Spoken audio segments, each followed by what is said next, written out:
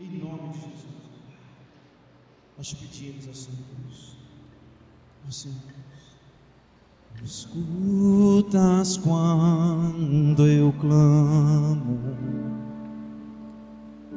acalma o meu pensar. Cante a Ele. Me levas pelo fogo,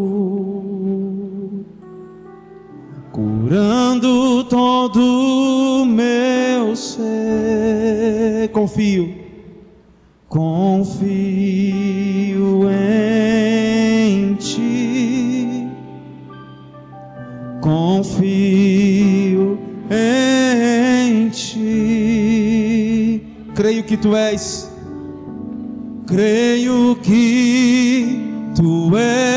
a cura, creio que és tudo para mim. Sim, Senhor, nós cremos, ó Pai. Eu creio que Tu és a vida, creio que não há outro igual a Ti. Jesus, eu preciso de Ti. Nós precisamos de Ti, ó Pai. Você pode dizer: nada é impossível. Nada é impossível para Ti. Declare isso a Ele. Declare isso a Ele. Nada é impossível para Ti. Em Tuas mãos creio que eu creio que és tudo para mim. Para mim, eu creio que Tu és a vida. Declare bem forte isso a Ele. Creio que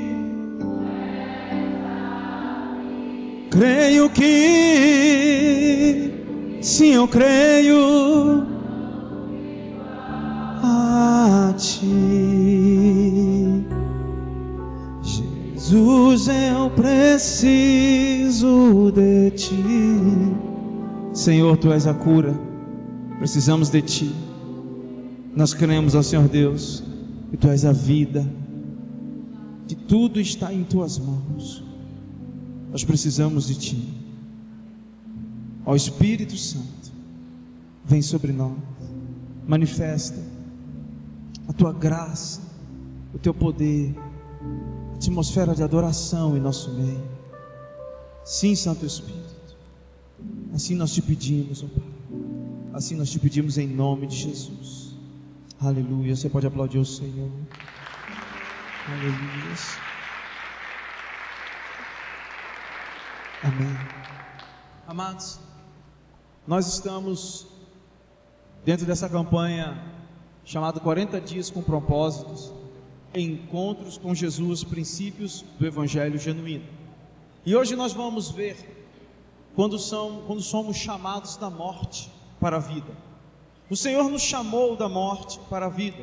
Estávamos mortos em nossos pecados, em nossas transgressões, mas houve um chamado de Deus para nós, um chamado de vida.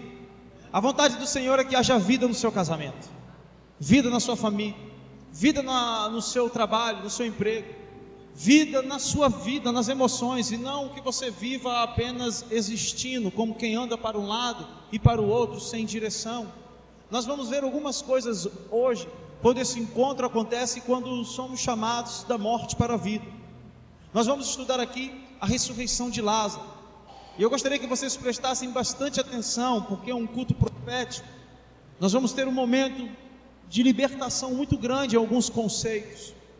Nós precisamos entender o que é ressurreição e o que é vida, o que é nascer de novo e o que é libertação. E se você não me acompanhar, não prestar atenção, conversar, olhar para o lado, vai ficar difícil. Entenda que quando uma palavra é lançada, quando a sentença é lançada, se você não agarra, você não honra aquilo que foi lançado. E aquilo que você não honra, você não é digno de receber. Você precisa honrar algumas coisas. O princípio da honra é importantíssimo. Amém? Livro de João, no capítulo 11, nos diz o seguinte, João capítulo 11, versículo 43 e 44, você pode acompanhar na sua Bíblia, se assim você achar melhor. João 11, 43 e 44, espero rapidinho você procurar.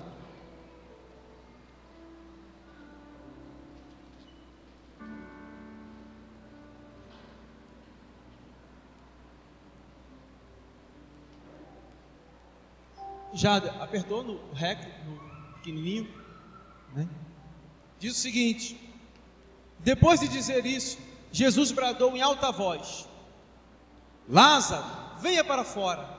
O morto saiu, com as mãos e os pés envoltos em faixas de linho e o rosto envolto num pano. Disse-lhe Jesus: tirem as faixas dele e deixem-o ir. Amém? Aconteceu da seguinte maneira: Jesus tinha acabado de voltar de Betânia. Jesus estava a alguns quilômetros daquele lugar. E de repente, as irmãs de Lázaro chegam para Jesus dizendo: olha, Lázaro, aquele a quem tu amas, está enfermo. Você precisa correr até ele, porque você o ama. Betânia era uma cidade conhecida como a cidade de Lázaro. O nome de Betânia não era Betânia no começo, era Al-Azairá, que hoje é uma região árabe, significa a cidade de Lázaro. E tem mais dois codinomes, tanto no hebraico quanto no grego, que significa o lugar de figos, ou seja, o lugar da cura. E também é uma tradução do Talmud que nos diz que aquele lugar era o lugar dos pobres, porque a família de Lázaro não era, apesar da cidade levar o nome dele, muitos teólogos dizem que era uma família muito pobre. E daí vem o termo lazarento. Lázaro nasceu lazarento, não tem? Você já ouviu esse termo? Amém? E a gente às vezes fala e não sabe de onde vem. Bom, era um lugar simples, mas que Jesus tinha uma família que amava muito naquele lugar. Jesus tinha sofrido algumas perseguições naquele lugar. Por mais que houvesse uma família ali que ele amava, ele resolveu ir embora. Ele resolveu seguir o seu caminho, ele resolveu seguir a sua jornada, caminhando. Mas de repente chega para ele a notícia que o seu amigo está padecendo, está doente, que o seu amigo está indo de mal a pior. E aí Jesus resolve voltar. Quando ele volta, ele já encontra uma resistência. Tomé, chamado Dídimo, um dos seus discípulos, diz o seguinte: olha, vamos voltar que aí a gente morre todo mundo agora, porque Jesus, eu não sei o que está acontecendo com ele. A gente acabou de vir de lá, perseguiram a gente, quiseram apedrejar a gente. Ainda não era a hora de Jesus morrer, porque a hora dele foi na cruz, de cumprir o seu propósito. Agora ele quer voltar. Se ele quer voltar, nós temos que seguir. E se a gente for seguir ele, vamos fazer o seguinte: vocês não querem ir? Vamos que a gente morre tudo de uma vez. Tomé é um barato. Quando não duvida, ele bota em princípio para desanimar. Uma hora ele duvida, outra hora ele diz: vamos morrer mesmo, ninguém vai escapar dessa vivo. E aí ele encontra essa resistência e volta. E quando volta, encontra o caos formado, encontra o caos ali confirmado. Maria sentando. Maria é um barato. Maria é aquela viajona. Marta é a produtiva. Maria é aquela que chega no culto e fica aqui, ó. Creio que tu és a cura. O negócio está caindo do lado dela, não está nem aí? Creio que és tudo. Criança está correndo, puxando um fio da caixa de som. Aí ela, aleluia. Vocês vão ver isso. E Marta é aquela que o pessoal está, creio que ela, esse som está muito alto, eu vou medir os decibéis, e não sei o que e tal. Irmão, não tem nada de errado com Marta, e não tem nada de errado com Maria. São personalidades diferentes, apenas. Somente isso. São personalidades diferentes. É um princípio de escolha, momento e ocasião, apenas isso. Bom, e Jesus encontra e Marta vem correndo até Jesus descabelada. Se o Senhor tivesse aqui, o meu irmão não tinha morrido. E Maria estava onde? Maria sentada ficou. E Marta não esperou nem Jesus chegar, já foi lá querendo pegar. A gente vai ver isso também, pegando Jesus pelo pescoço, querendo. Por que o Senhor demorou tanto? Quer irmão? E aí Jesus lança uma palavra de autoridade. Lázaro ressuscita. Os homens tiram a pedra. Jesus chama, Lázaro ressuscita. E ele dá a terceira ordem, que é desatar. Bom, as 3 ordens de Jesus: tire a pedra, vem para fora e desatar. Somos chamados da morte para a vida. E a primeira coisa que eu aprendo no encontro de Betânia, nesse encontro onde somos chamados da morte para a vida, eu não sei qual é a Betânia do teu ser essa noite, mas eu sei que o Senhor, Ele tem um chamado para você. Diga assim: o Senhor tem um chamado para mim. Diga assim: toda área morta na minha vida vai receber a vida de Cristo, em nome de Jesus. Fale com fé, meu irmão. Amém? E a primeira coisa que eu aprendo é que Jesus nos ama, mas Ele não cede à nossa pressão emocional. Ele não se desespera. Jesus não se desespera. A gente pensa que Jesus vai se desesperar com as nossas orações chantagiosas, dizendo: Deus, eu estou tanto tempo na tua casa, eu faço tudo que o Senhor, eu sirvo com excelência, por que está demorando tanto esse milagre acontecer? Senhor, eu já ganhei tantas vidas para Jesus. Senhor, se o Senhor me ama, se o Senhor disse que me ama, por que isso não aconteceu ainda? Nós pensamos que Deus corre por aquilo que somos. A gente pensa que Deus corre por aquilo que nós pensamos ser, ou pelas nossas representações culticas, religiosas, litúrgicas. Não! Deus tem o tempo dele, e Ele faz tudo no seu devido tempo. Ele sabe o tempo de todas as coisas. Olha só, olha a pressão. Versículo, por favor. Mandaram-lhe, pois, suas irmãs dizer: Senhor, eis que está enfermo aquele que tu amas.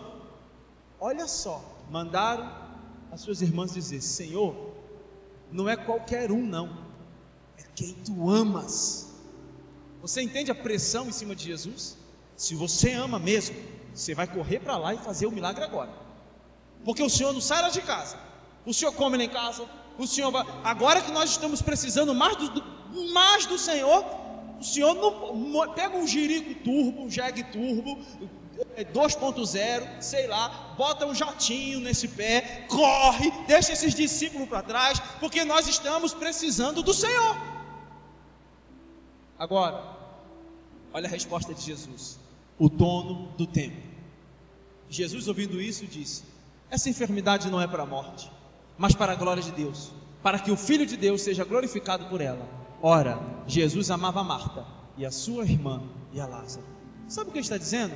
Apesar de amá-los tanto, Ele vai fazer no tempo que Ele achar oportuno. Não é no nosso tempo, é no tempo dele. A gente tem que aprender a respeitar isso, senão a gente fica intransigente, a gente fica mal educado com Deus. Então eu devo parar de pedir? Não, continua, meu irmão. Pede, chora, mas não se revolte. Não diga assim: Deus me ama porque isso aconteceu. Que Deus é esse? Que se alguma coisa ruim acontece, Deus é mau. Se alguma coisa boa acontece, Deus é bom. Deus é bom o tempo todo Deus é bom. Quando alguém morre, Deus é bom. Quando alguém nasce, Deus é bom. Quando alguém sofre uma tragédia em qualquer lugar do mundo, Deus é bom. Quando em um lugar do mundo é beneficiado, o Espírito Santo vem a cura, os milagres, Deus é bom, porque Deus é bom o tempo todo Deus é bom.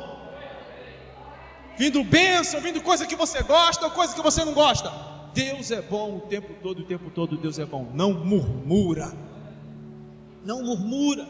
Entende que nesse encontro, que nós somos chamados da morte para a vida, entenda isso. Jesus não vai se desesperar pela nossa pressão, muito pelo contrário. Algumas coisas da nossa vida tem que morrer, mas está bem morto, para que a gente possa ouvir a voz de Deus. Às vezes nós estamos tão vivos, que nós só escutamos a nossa voz, a nossa carne. Deus fala, a gente está tampado, cheio de faixa, como Lázaro estava, envolto.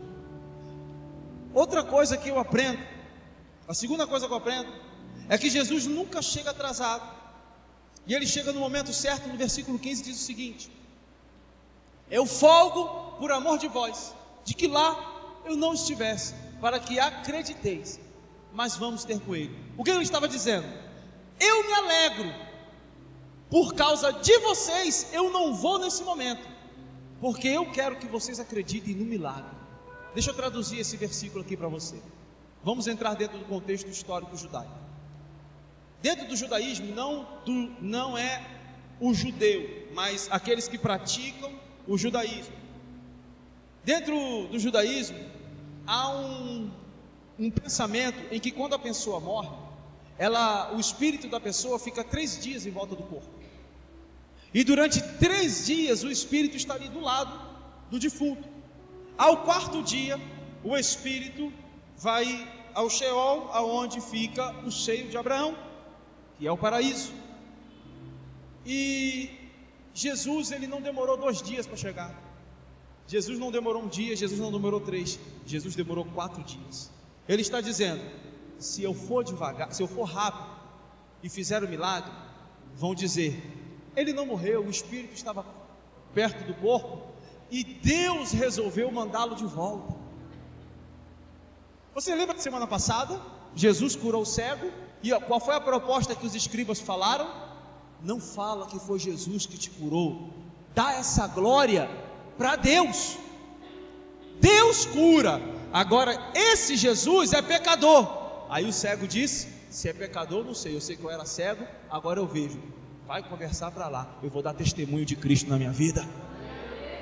Então Jesus, ele estava dizendo: eu não posso chegar com 3 dias, eu não posso chegar com 2 dias, eu tenho que chegar no estado que começa a putrefar, a apodrecer.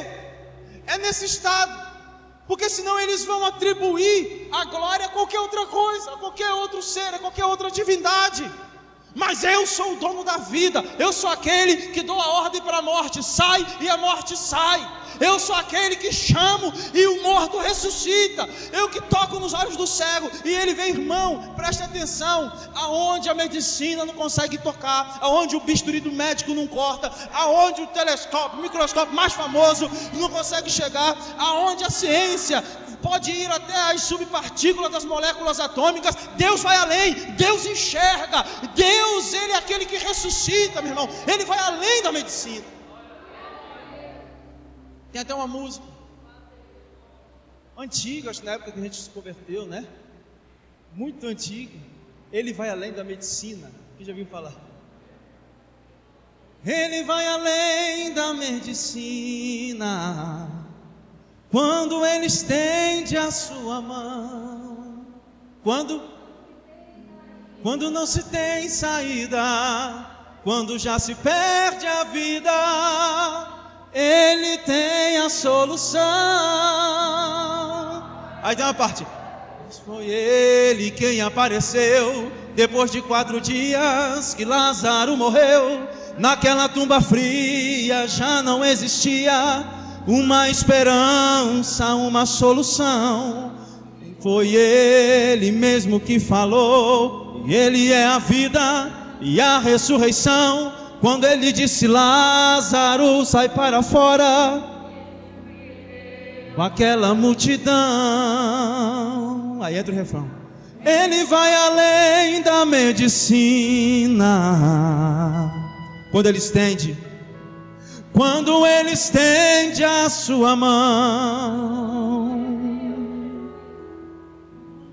quando não se saída, quando já se perde a vida, a solução. Aplauda o Senhor, Ele tem a solução. Aleluias, aleluias. Ele chega na hora certa. Ele precisava chegar ao 4º dia. Eita, se eu arranquei lá do fundo do poço.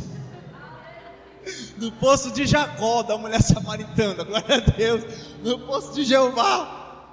Irmão, às vezes a gente tem que saber essas músicas. Cadê Diego? Veio hoje, Diego está viajando. Diego me levou no centro de recuperação, uma pausa aqui.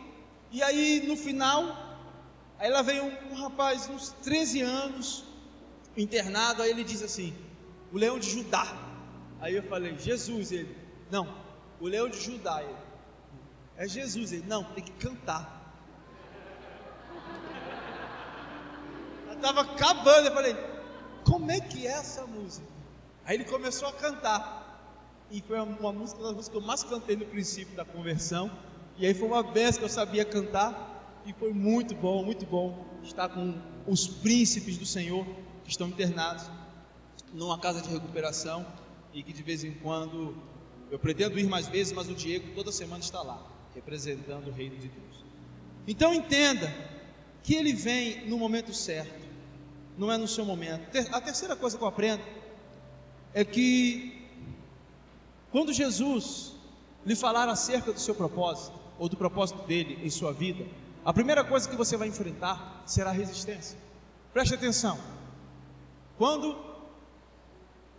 as irmãs de Lázaro chegam até Jesus e falam o que está acontecendo, Jesus diz: eu estou voltando.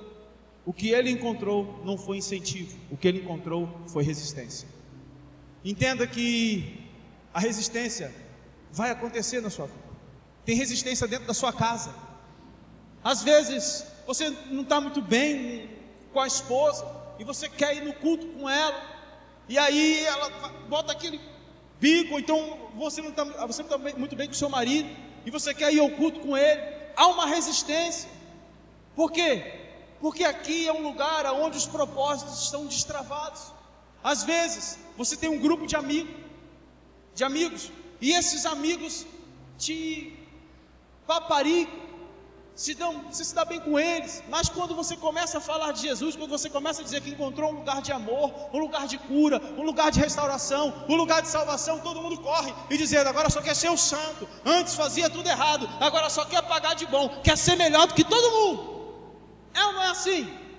Não, mas agora você, só porque está indo para a igreja, pensa que sabe tudo. Metido. É assim. Resistência. Se você não está encontrando resistência, você vai começar a enfraquecer, porque a resistência te fortalece. A gente vai ver. Resistência, meu irmão. Toda vez que Jesus te falar a respeito do propósito dele, da sua vida, você vai enfrentar resistência. Quando Davi foi ungido a rei, a primeira coisa que ele recebeu não foi uma coroa, foram as flechas, foram as lanças de Saul. Davi foi ungido a rei pelo profeta Samuel, e ele não recebeu uma coroa e não sentou no trono dizendo: agora reizinho, bonitinho, Davizinho, fica aí. Não! O que ele recebeu foi perseguição. Cada vez que Deus lança uma palavra sobre a sua vida, cada vez que você recebe uma palavra profética, se prepara, porque vem perseguição. Mas eu tenho aqui uma palavra profética de bênção e libertadora para a sua vida. Meu irmão, a palavra do Senhor nos garante que por um caminho o inimigo pode vir, mas por 7 voltará, e nenhuma arma forjada contra ti prosperará. Não vai prosperar. Mas você tem resistência. Você tem resistência no trabalho. Você quer fazer a coisa certa, e o patrão diz: não, dá um jeitinho, faz aí, sonega isso, dá um jeito, burla ali, vai para cá, vem para lá, diz que eu não estou. Seu patrão tem que acreditar que se você não é capaz de mentir para a pessoa que ele manda você mentir, com certeza você não vai mentir para ele também. Parado. Agora, se ele manda você mentir para todo mundo e você mente, você vai acabar mentindo para ele também.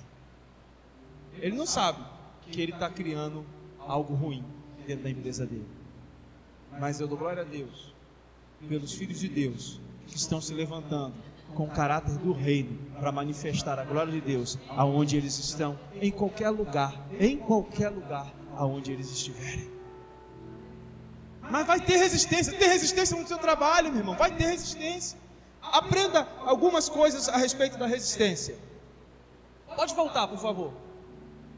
Disse, pois, Tomé, chamado Dídimo, aos condiscípulos: vamos nós também para morrermos com ele. Olha a resistência. O senhor quer ir mesmo? Vamos morrer todo mundo junto? Tomé estava dizendo, acho melhor a gente ficar aqui. Se o senhor quiser morrer, o senhor vai. Eu vou até morrer com o senhor, não tem jeito mesmo, né? Eu vou, mas o senhor sabe o que a gente vai enfrentar. Era desse jeito. Aprenda algumas coisas a respeito da resistência. A gente, quando lê a Bíblia, a gente romanceia muito. A Bíblia é cheia de pessoas falhas e seres humanos. O único perfeito é Jesus. Amém? A resistência me fortalece. Quem trabalha com educação física sabe, existe um princípio chamado isometria. E ele fortalece, quebrando fibras musculares, mexendo nas ramificações e etc. do músculo. Então ele traz um fortalecimento muscular. Ele traz um tônus muscular maior para o corpo. A resistência me fortalece. A resistência não é para eu parar. Estão resistindo a mim. Ei, resistir, eles podem resistir a você, mas eles não podem resistir ao Espírito Santo que habita em você. Eles podem resistir a você, mas eles não podem resistir ao Espírito Santo. Não pode. O Espírito Santo habita em você, meu.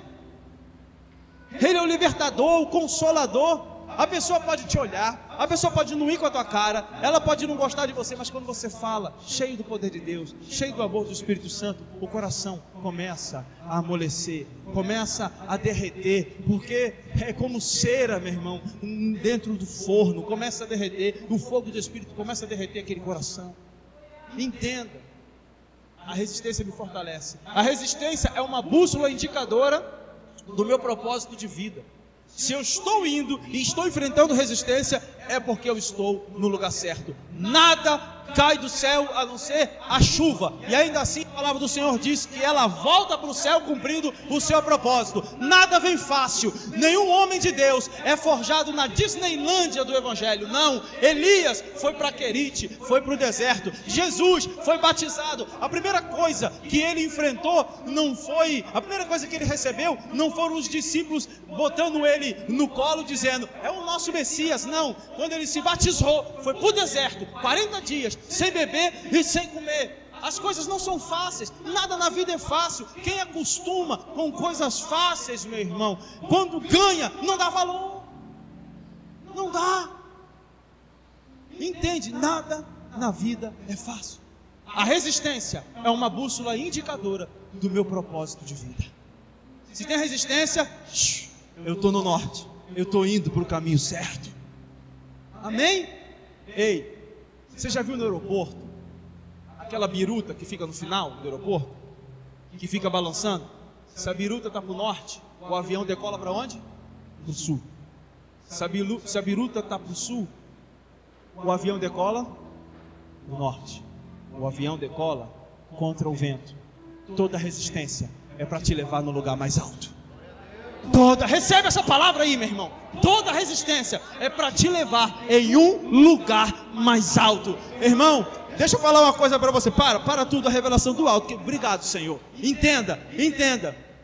Satanás sabe onde você vai chegar, por isso que ele resiste. Entenda, Satanás sabe onde ele vai chegar, por isso que ele resiste a você, por isso que ele se coloca como paredão de impedimento. Os anjos sabem e torcem. Jesus intercede por você. Deus já lançou uma palavra profética. Agora só falta você acreditar em você. Você consegue chegar, meu irmão. A resistência não é para te amassar, mas é para te levar a um lugar mais alto. A terceira coisa, a resistência, volta por favor. Mais uma frente. Aí, a resistência não é uma barreira para a desistência, mas sim para o crescimento. Você vai crescer com a resistência, mas não desista. Não desista, continue dando testemunho. Não seja pessimista. Não ande com pessoas pessimistas. Pastor, mas o fulano só me joga para baixo. Deixa eu falar algo aqui para você. 20 minutos com uma pessoa que tira o seu juízo, que é pessimista, que só fala coisa negativa, 20 minutos, baixa a tua imunidade. Só basta 20 minutos para a tua suprarrenal parar de produzir alguns anticorpos. 20 minutos. Agora você imagina o dia todo você com uma pessoa do seu lado. Acho que isso não vai dar certo, não. Se fosse você, não metia a mão aí, não. Ih, vai. O pastor que falou, o pastor sabe nada. Não sei o quê. Não, você vai cantar no louvor, te chamaram, tu lá canta alguma coisa. Não sei o quê. Então, vai fazer, vai estar na missão, você vai se envolver com o negócio da igreja. É problema. Mexeu com gente, é problema. É lógico. Irmão, tem gente que vê problema em tudo. Tudo é ruim, tudo está difícil, tudo está...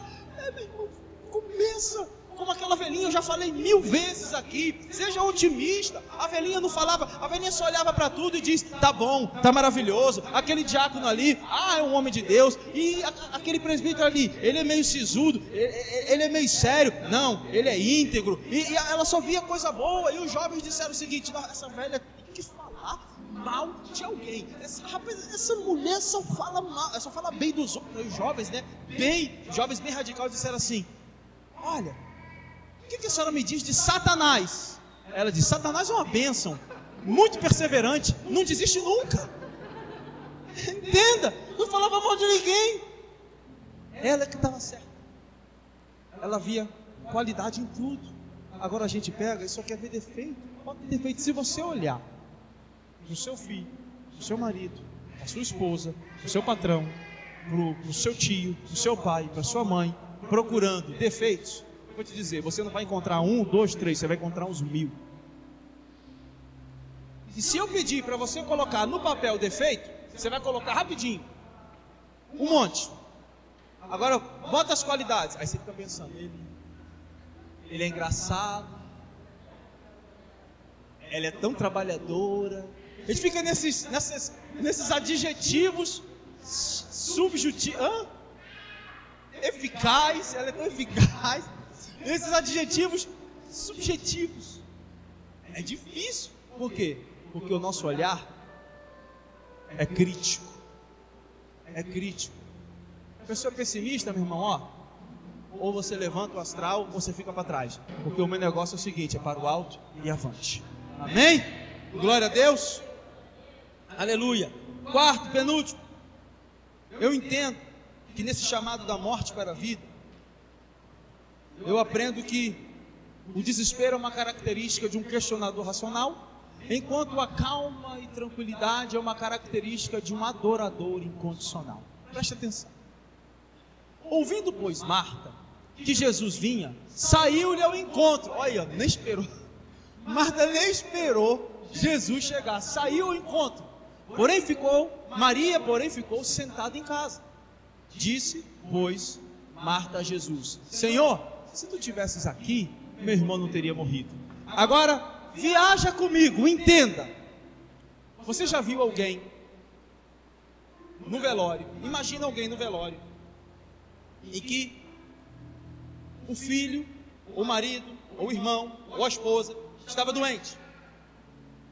E o médico estava passeando com a esposa e não pôde fazer a intervenção no momento que ele mais precisou, porque estava com a esposa, estava com a família, estava com... Aí de repente o médico chega no velório e diz o seguinte, lamento muito, eu estava fazendo algo muito importante e não pude fazer a cirurgia, aí infelizmente o seu ente querido veio a óbito. Aí a pessoa olha para o médico e diz assim, se o senhor tivesse feito a cirurgia, ele não tinha morrido. Com essa calma, com esse amor. Meu irmão, ia ser velório para 2. Um que estava sendo velado e para o médico que chegou dali. Irmão, é desespero. É desespero.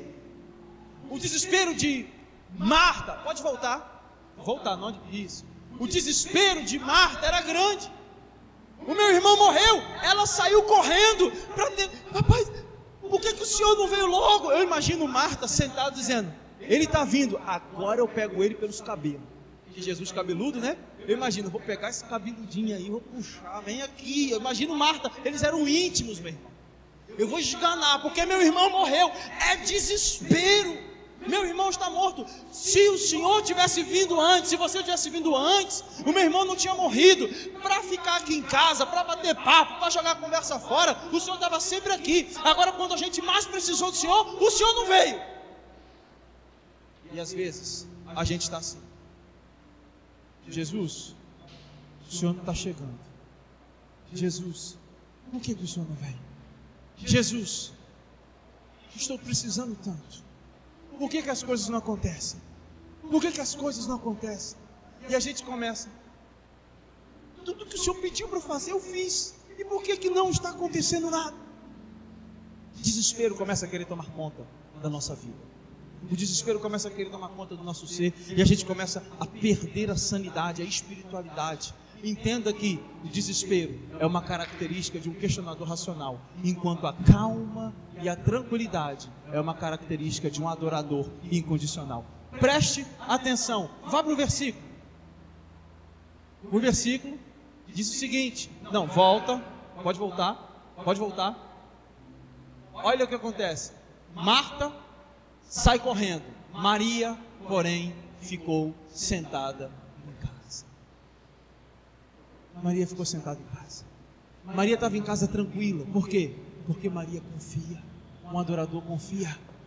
Um adorador ora e entrega nas mãos do Senhor. Você não já entregou na mão de Deus? Então não toma de volta não, irmão. Se você entregou na mão de Deus, creia que vai acontecer. A gente entrega na mão de Deus, mas fica pedindo de volta. Entrega na mão de Deus, mas fica, não entrega. Então louve, vai cantando louve, simples, louve. Eu canto tudo errado, irmão, vai. Precisando louve, louve. Então louve. Deus vai na frente, abrindo os caminhos, quebrando a corrente, para contigo lutar. Ele abre a porta para ninguém mais fechar. Ele caminha contigo de noite e de dia. Erga sua mão, comece a cantar do louvor, com muito louvor, com muito louvor, do louvor.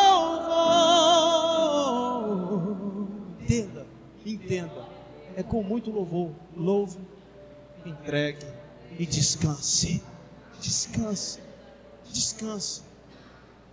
E o último, do chamado da morte para a vida, eu aprendo que a vida só é vida quando se anda em liberdade. Por que eu estou falando isso? Preste atenção nesse último tópico.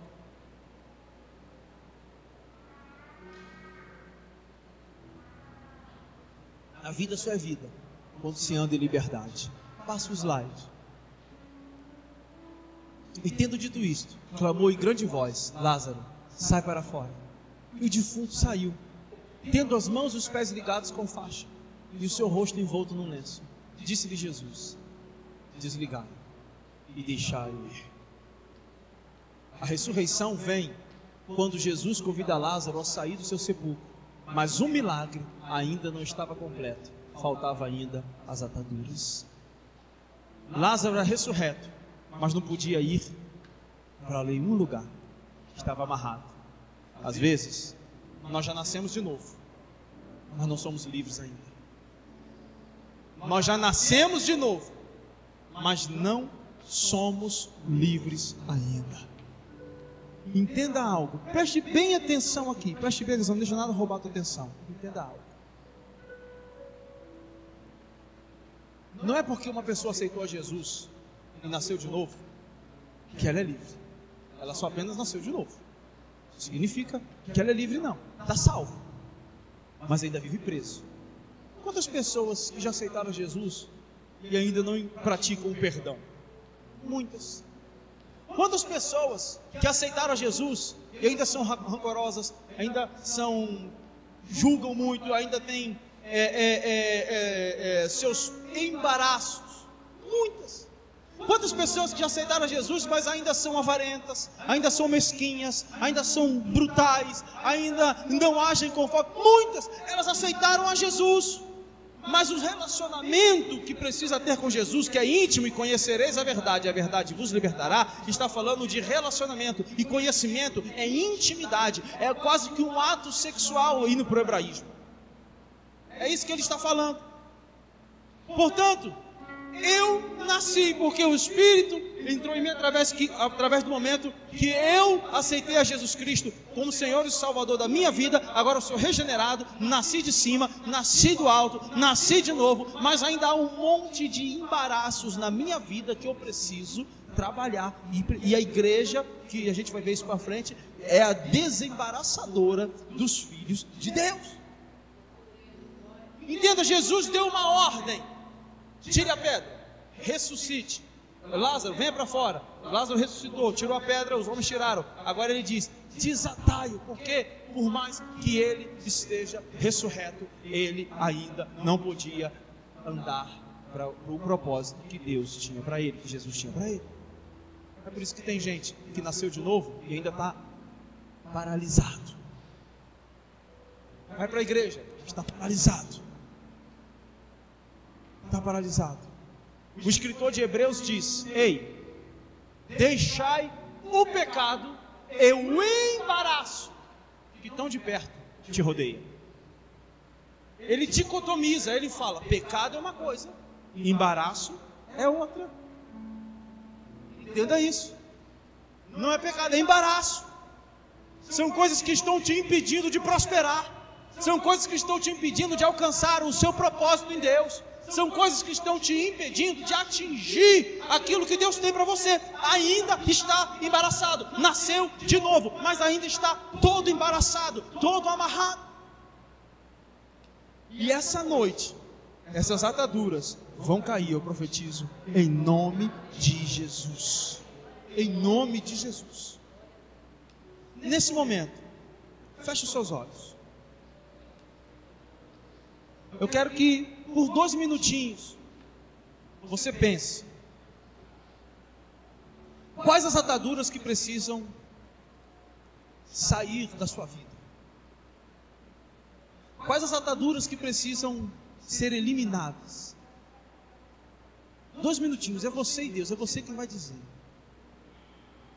Escutas quando eu clamo. Só pensa, não canta não. Calma o meu pensar, me levas pelo fogo e acalma o meu viver. Confio em ti, confio em ti. Eu creio que tu és a cura, creio que és tudo para mim.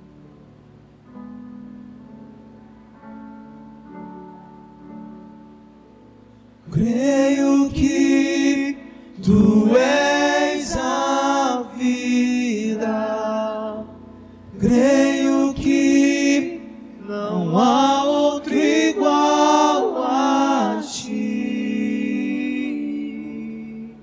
Jesus, eu preciso de ti. Não há outro igual a ti. Olha para mim aqui. Passa aqui o slide. Quais as ataduras que te amarram hoje? Passa de novo. As ataduras lhe impedem de andar. Elas amarram você. Você quer chegar a um propósito, você quer alcançar algo, mas parece que não consegue. Você está rastejando, tropeça, cai. Com ataduras você só pula. Você fica pulando de lugar em lugar. Fica pulando, você ainda não entendeu. Essas ataduras precisam cair. As ataduras lhe impedem de tocar, de trabalhar, de sentir. As mãos estão amarradas, não conseguem executar, não conseguem tocar, não conseguem sentir, não conseguem abraçar. Parou, está inerte. As ataduras lhe impedem de correr na velocidade que Deus tem para você. Se você não consegue andar, você vai correr.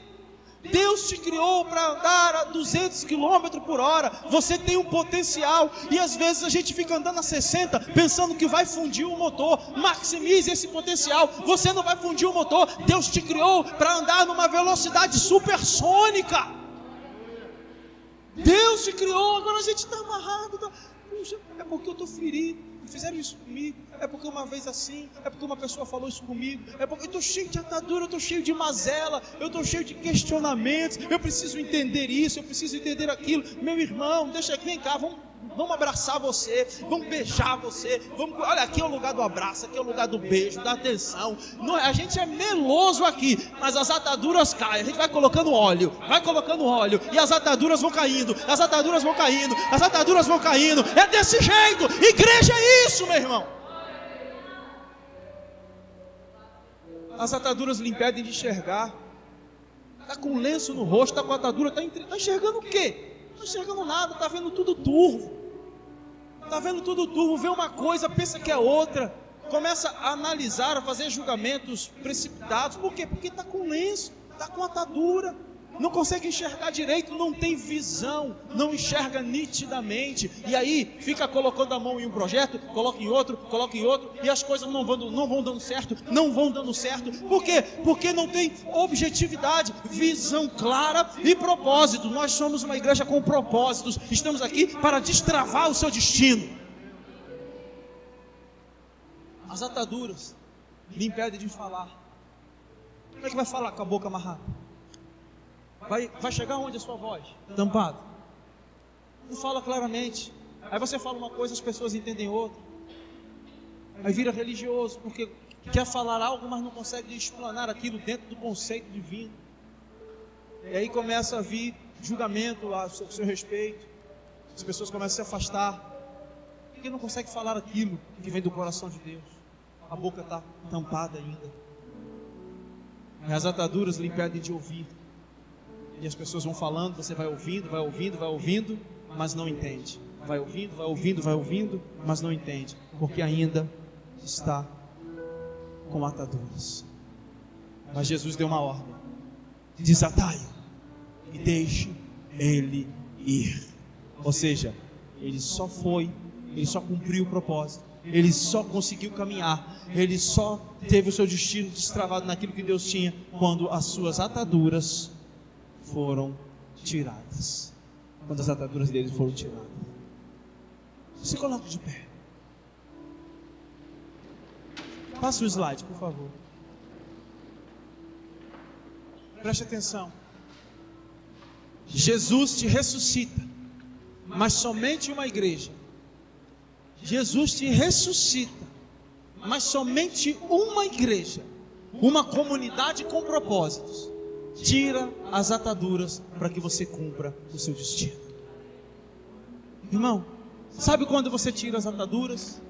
Quando você chega e diz: pastor, eu estou precisando de ajuda. Você não é perfeito. Perfeito é só Jesus Cristo. Você não é perfeito.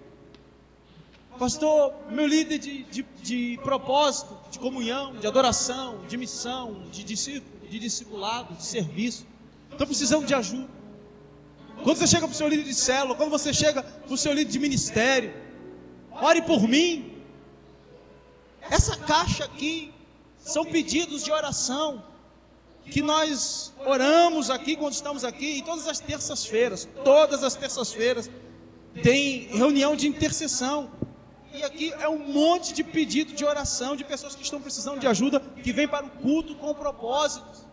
Elas estão dizendo: olha, eu preciso de cobertura. E a igreja está aqui para isso. Nós estamos aqui para dar gabinete, para te abraçar, para ouvir você. Não é para julgar não fica com medo não. Isso é fazer com que as ataduras caiam. É que nós nos tornamos tão fechados, tão trancados, com tanto medo de julgamento, que a gente vai sabe, fazendo supressão dos nossos problemas, e isso vai explodir algum dia, em algum lugar. E aí, é tarde demais. Entenda. A igreja, uma comunidade com propósitos, tira as ataduras para que você cumpra o seu destino. Nós vamos orar. E eu gostaria de orar por você, independente do seu problema, independente do que seja. E depois nós vamos fazer uma oração todos aqui, todos, a igreja inteira, para que a gente depois venha terminar. Mas antes eu gostaria de orar por você. Você sente que existem ainda algumas ataduras que te impedem de cumprir o seu destino, e elas vão cair. Você já nasceu de novo, você é de Deus, mas elas precisam cair. E Jesus, Ele te chama, Ele te chamou para esse lugar. Está na hora de você começar a se mexer, a fazer força. Vamos romper, vamos rasgar, vamos desligar. Efratar, vai dilatar a sua mente, para que você cumpra aquilo que Deus tem para você. E eu rapidamente venho aqui à frente. Eu gostaria de orar por você, porque eu creio que muita coisa vai acontecer essa semana na sua vida. Muitas ataduras vão se desligar. Aleluia. Me escutas quando clamo e acalma o meu pensar. Aleluias. Me levas pelo fogo. Aleluias. Curando todo o meu ser. Aleluia. Confio em ti. Sim, confio. Confio em ti. Ele é a cura. Eu creio que tu és a cura. Creio que és tudo para mim.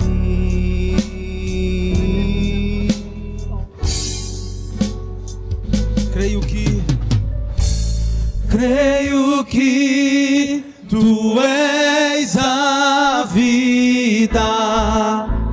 Creio que não há outro igual a ti.